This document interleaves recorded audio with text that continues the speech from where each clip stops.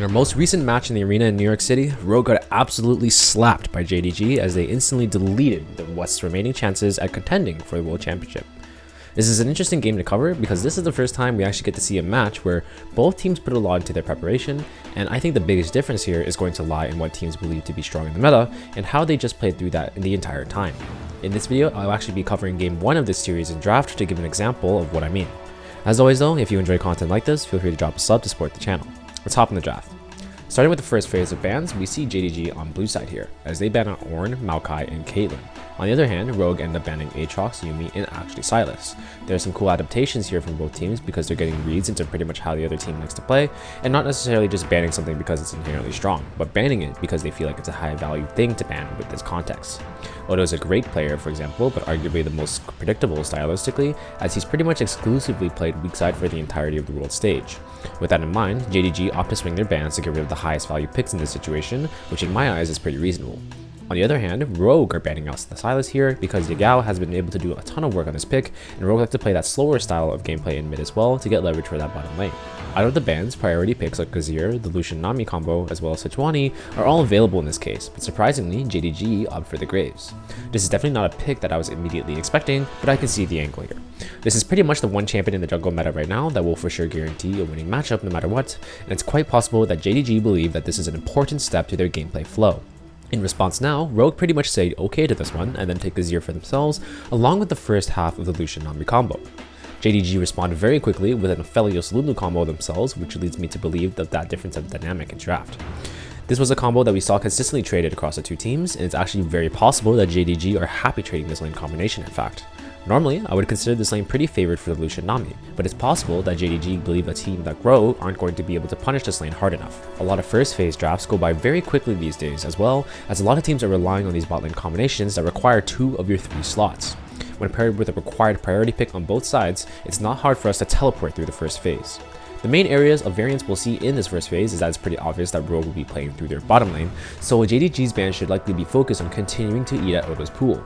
Rogue on the other hand probably want to get rid of their worst matchups into Azir that work well into JDG's comp, while also attempting to rid themselves of illegal picks on top side that will make playing weak side very difficult for Odo. The bans reflect this as JDG end up banning out Jarvan and Gnar while Rogue ban out Victor and LeBlanc. Moving on to the R4, Rogue took the best blind possible here and swing for the Renekton for Odo. In a vacuum, Renekton is a good blind and doesn't have too many counters, yes, but Renekton is also a champion that does require resources to play through to be best effective, versus what Odo typically plays. Renekton will live in lanes that have isolation, but teams often pick him and then basically throw him on an island, in which he eventually just stops being a champion since he can't do anything in the early game. This is especially emphasized when JDG completely neutralized the matchup with Gragas here and then actually locked Talia into the Azir. This pick is actually something that Yagao in particular likes to play into Azir, and I think it's creatively leveraging his champion pool in order to create strengths everywhere else on the map for his team. To round out the R5, Rogue lock in Vi, which I think does a good job at guaranteeing an engage where there otherwise might not be one. Rogue don't really have any slots anymore to outvalue JDG in the standard front to back, I'd say, since JDG's comp just has so much peel, but something like the Vi can help mitigate this as well. If we look at both comps objectively, I'd say we have a pretty decent mix-up on our hands. The swiftness of this draft indicates to me that teams basically knew what they wanted and prepared for basically every possible situation.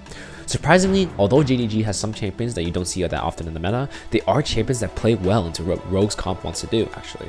And this plays into the concept that drafting is all about context. They took trades exactly where they wanted to and gained advantages in other meaningful ways. The Gragas pick is a pick that completely makes Renekton not exist as a champion, supplements their composition well, and fills in the CC role, allowing Kanavi to basically just flex his muscles as the DPS jungler. JDG also might believe that they're willing to give up some draft resources for the Aphelios Lulu here because they are comfortable playing this combination into Rogue. Rogue definitely got some picks they wanted to as well. The Azir and Lucian Nami combo are 2 sets of picks that you can set up for a good draft no matter what.